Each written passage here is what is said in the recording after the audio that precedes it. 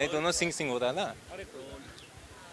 जिस तरह से खब्बू तिवारी ने साल 2017 में अभय सिंह को करीब 9000 वोटों से मात दी थी, तो यहाँ पे अगर हम बात करें गोसाईगंज विधानसभा सीट की, तो यहाँ पे तमाम जनता है, उनसे जानते हैं उनकी क्या राय है, क्योंकि यहाँ की जनता ने खब्बू तिवारी का भी शासनकाल देखा, अभय सिंह का भी शासनकाल देखा। अभय सिंह सपा से हैं और एक बार फिर से चुनावी मैदान में उतरे हुए हैं। हालांकि ये बात करें तो अभी ये मतलब बीती रात एक गोलीकांड हुआ है, जिसके बाद से यहाँ का जो चुनावी समीकरण है थोड़ा सा परिवर्तन दिखाई दे रहा है यहाँ पे। भाई साहब, आपका नाम क्या है? ये मेरा नाम संदीप यादव है। संदीप जी, ये बताइए कि आपने सपा का भी शासनकाल देखा और भाजपा का भी शासनकाल देखा और मेरे समझ से आपने बीएसपी का भी शासनकाल देखा होगा, तो इन तीनों शासनकाल में आपको क्या लगा है कि जो सरकारें जो वादे करते हैं उन वादों पे कितना खरा उतरी?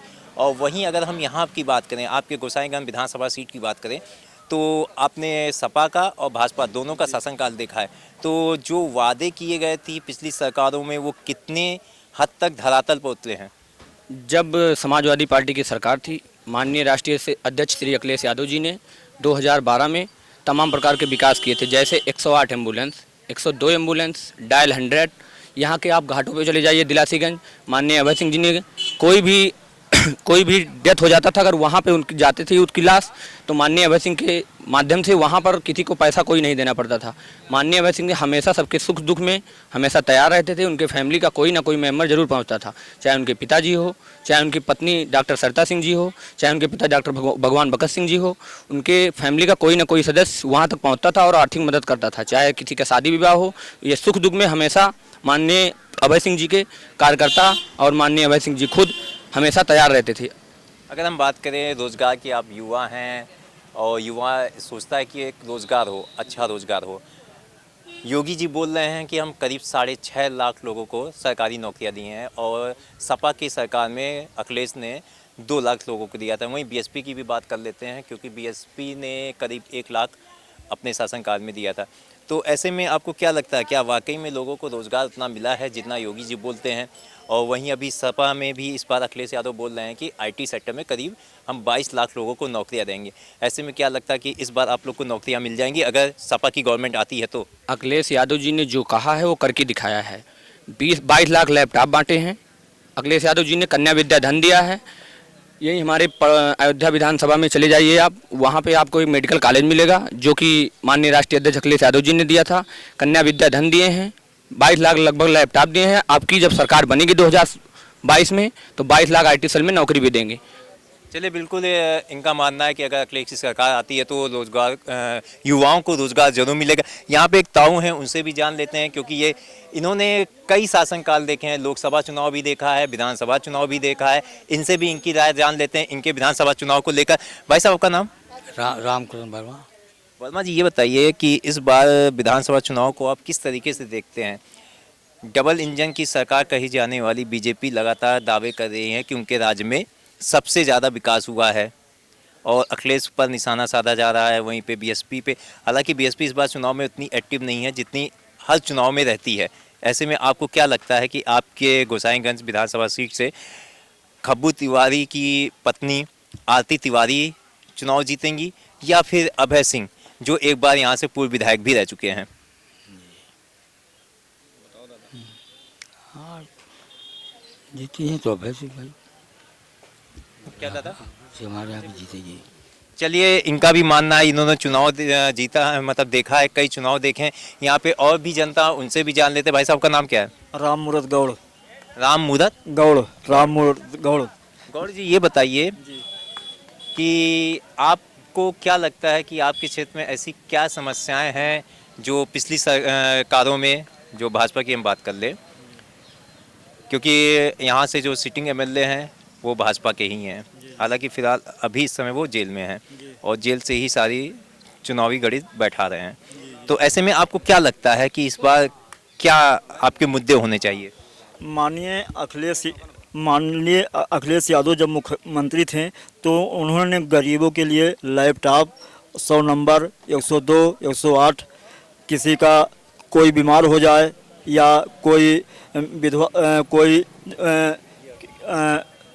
क्या डिलीवरी हो तो तो मतलब नात बात दूरी रह जाते थे तो उनको पहुंचाया जाता था। और इसके बाद जो है हमारे माननीय विधायक अभय सिंह भूतपूर्व इन्होंने गरीबों के सुख दुख से नाता जोड़ा है, सभी के साथ नाता जोड़ा है। और इसके बाद उनके पिताजी कोई मर जाता है या कुछ हो जाता है तो वह खबर पाते हैं तो उनके घर जाते हैं। इसके बाद घर से घाट तक सारी समस्याओं का निराकरण करते हैं। और माननीय विधायक जी तमाम लड़की के शादी में योगदान किया है और सबसे एकदम सटीक व्यवहार रखते हैं, अच्छा संबंध है, अच्छा व्यवहार है। और इसके बाद जब भूतपूर्व विधायक थे उन्होंने 1 लाख वोट से चुनाव जीता था और अब की फिर विधायक अभय सिंह बनेंगे, उसमें कोई रोक और टोक नहीं है। और उनके साथ सारी जनता खड़ी है, गरीब मजलूमों के मसीहा हैं वह। धन्यवाद। बाकी आपने सुना कि जो पूर्व विधायक रहे अभय सिंह के बारे में बात कर रहे थे, यहाँ पे और भी तमाम जनता है, उनसे भी उनकी राय लेते हैं। भाई साहब आपका नाम क्या है? दीपक कनौजिया। कनौजिया जी, आपको क्या लगता है इस चुनावी माहौल जो है, अयोध्या की गोसाईगंज सीट है, इस समय यहाँ से 2 बाहुबली नेता मैदान में हैं और फिलहाल इत्तेफाक देखिए दोनों ही बाहुबली नेता इस वक्त जेल में हैं। और अभय सिंह ने जाते जाते ये बोल दिया, जैसा कि 2012 में उन्होंने बोला था कि मैं तो जेल जा रहा हूँ, चुनाव आपके हाथ में। इसको आप किस तरीके से देखते हैं? मैं तो कुछ नहीं मानता हूँ। हमारा जहाँ तक विचार है अभय सिंह बहुत मुश्किल है, खब्बू तिवारी बहुत बेहतर है। ऐसा आपको क्यों लग रहा है? क्योंकि योगी राज में जो है गुंडा राज काफ़ी ज़्यादा ख़त्म हुआ है। देखा जाए तो गुंडा राज हर एक चौराहा पे, हर एक गांव में सुनाई पड़ता था, कहीं चोरी झपाटा होगा, किसी का। अखिलेश जी तो आरोप लगा रहे हैं कि सबसे ज्यादा गुंडाई इसी में हो रही है, भाजपा में हो रही है। और देखो अखिलेश जो है मतलब एक जात वर्ग के लोगों को टारगेट करके निशाना बनाया जा रहा है। नहीं, जातवाद अगर देखा जाए अखिलेश के राज में जातवाद ज़्यादा होता है, बहुत ज़्यादा जातवाद लेकर चलते हैं, बहुत ज़्यादा। जो योगी राज में कुछ भी जातवाद नहीं है, सबसे अच्छा काम यह है। नहीं, अगर राजपूतों की भी बात करें तो राजपूत और मतलब ब्राह्मणों में इस समय नहीं पट रहा है। नहीं, सब कुछ नहीं है, अफवाह फैलाने बहुत लोग हैं, सब कुछ भी नहीं है। तो आपको क्या लगता है इस बार डबल इंजन की सरकार फिर रिपीट कर रही है? रिपीट करेगी। चलिए, इनका मानना है योगी और मोदी की जो डबल इंजन की सरकार वो एक बार फिर से प्रदेश में आएगी। यहाँ पे और भी तमाम जनता है, उनसे भी जान लेते हैं। भाई साहब आपका नाम क्या है? नाम उमाशंकर यादव। यादव जी, ये बताइए हाँ। कौन सा गाँव है आपका? हमारा सरैया रेवरी। ये गोसाईगंज में? हाँ हाँ। तो ये बताइए कि आपको क्या लगता है इस बार, मतलब खब्बू तिवारी की पत्नी भी चुनावी मैदान में है, बाहुबली की पत्नी है, और अभय सिंह भी खुद एक बाहुबली हैं जिनके मुख्तार अंसारी से काफ़ी करीबी ताल्लुकात थे। ऐसे में क्या लगता है क्या प्रभाव पड़ेगा इस विधानसभा सीट पर? अब दोनों लोग काम अपना अपना कर रहे हैं, बाकी किस्मत ऊपर वाले के हाथ में है। और हम तो बहुत ज़्यादा इंटरेस्ट इसमें रखते नहीं हैं भैया, इसके बारे में क्या बता सकते हैं। चलिए, चुनाव मतलब जो राजनीति की बात कर रहे हैं तो राजनीति में इनका ज़्यादा उतना इंटरेस्ट नहीं है। दोनों जो बाहुबली नेता हैं, दोनों के बीच वर्चस्व की लड़ाई है। यहाँ पे तमाम जनता है, उनसे भी जान लेते हैं उनकी क्या राय है गोसाईगंज विधानसभा सीट को चुनाव को लेकर, वो क्या सोचते हैं। भाई साहब का नाम क्या है? शर्मा, ये बताइए विधानसभा चुनाव हो रहा है और गोसाईगंज सीट से 2 बाहुबली नेता मैदान में हैं, इसको आप किस तरीके से देखते हैं? जो सामाजिक कार्य अच्छा करेगा समाज उसी को देखेगा। जनता को क्या लगता है? आपने भाजपा का भी शासन देखा है, सपा का भी शासन देखा है, हम गोसाईगंज सीट की बात कर रहे हैं, तो दोनों में आपको कितना डिफरेंस नजर आया? जो ये सरकार है ये बहुत अच्छा कार्य कर रही है, आगे निरंतर करती रहे, यही सब आशा लगा के बैठे हैं। बिल्कुल, जो सरकार है, मौजूदा सरकार है, भाजपा की सरकार है, मिला जुला सोच निकल के आ रहा है कि जो डबल इंजन की सरकार है ये ऐसे ही निरंतर काम करती रही है। यहाँ की जो जनता है उनका कहना है। यहाँ पे और भी है, एक गाड़ी है, इनसे भी पूछ लेते हैं। भाई साहब आपका नाम क्या है? मेरा नाम संदीप कुमार है। संदीप जी, आपका गाँव कौन सा है? यहीं पड़ेलवा चौराहा। चौराहा। चलिए, ये बताइए इस बार के विधानसभा चुनाव को लेकर आपकी क्या सोच है? क्या स्थानीय मुद्दे होने चाहिए जिस पर आप वोटिंग करेंगे? जी, रोजगार, शिक्षा, यही मेन मुद्दा है और जो है बदलाव जरूरी है। बदलाव जरूरी है, तो आपका इशारा कहीं ना कहीं समाजवादी पार्टी या बहुजन समाजवादी पार्टी? नहीं, समाजवादी पार्टी। बिल्कुल, बदलाव जरूरी है।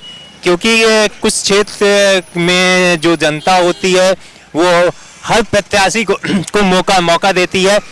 जो इनसे बात करने के बाद ये समझ में आया कि बदलाव जरूरी है।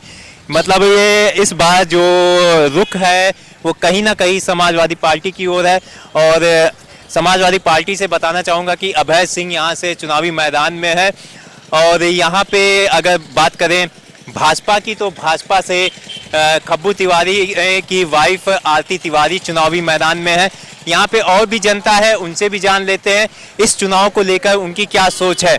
क्योंकि ये जो चुनाव है अयोध्या का जो विधानसभा सीट है, यहीं से ही तमाम पार्टियों ने अपने चुनावी जो यात्रा की बात करें 2017 चुनावी यात्रा की बात करें यहीं से शुरुआत की है। वो चाहे आम आदमी पार्टी हो या बीएसपी हो या भाजपा हो या फिर समाजवादी पार्टी हो, सभी ने यहाँ से अपने चुनावी सफर की शुरुआत की थी साल 2022 चुनाव की। भाई साहब का नाम क्या है? कृष्ण कुमार चौरसिया। चौरसिया जी, ये बताइए इस विधानसभा सीट पे आपको क्या लग रहा है, कौन बाजी मारेगा? राजनीति से मुझे कोई मतलब नहीं है, राजनीति बात नहीं करेंगे। चलिए, इनको राजनीति से कोई मतलब नहीं है। चलिए कि ये भी इनसे भी पूछ लेते हैं। भाई साहब का नाम क्या है? सिराज अहमद।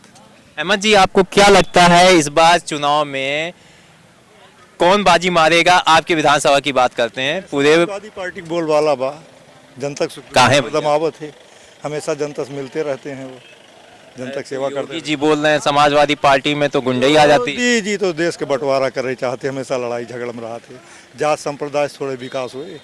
चलिए, जात समुदाय से कोई विकास नहीं होता है। यहाँ आपसे भी और भी जनता, उनसे भी बात कर लेते। भाई साहब का नाम क्या है? अशोक कुमार कनौजिया। कनौजिया जी, आपको क्या लगता है चुनाव किस ओर जा रहा है? बीजेपी के। बीजेपी कहाँ है भैया? भैया बहुत गुब किए हैं कहाँ की ने? भैया सब चलते भाई, सब चलते हिसाब से चलते चलते बा भैया, जो चलते बा ठीक चलते भाई, चलते मतलब भाजपा सरकार सब ठीक है? सब सही है सलाह। चलिए, इनका मानना है भाजपा सरकार में सब कुछ ठीक है। एक और भाई साहब, उनसे भी जान लेते हैं। भाई साहब का नाम क्या है? मस्तराम यादव। बाप रे, बहुत अच्छा नाम है, मस्त राम यादव। यादव जी, आप बताइए, जिस तरह से आपका नाम है उस तरह से क्या आपको लगता है कि आपके क्षेत्र में विकास हुआ है? हमारे क्षेत्र में कोई विकास ऐसा नहीं हुआ। कौन गांव है? डंगरा भारी। ये गोसाईगंज में? जी। अच्छा, यहाँ से दो बाहुबली नेता चुनावी मैदान में हैं और इत्तेफाक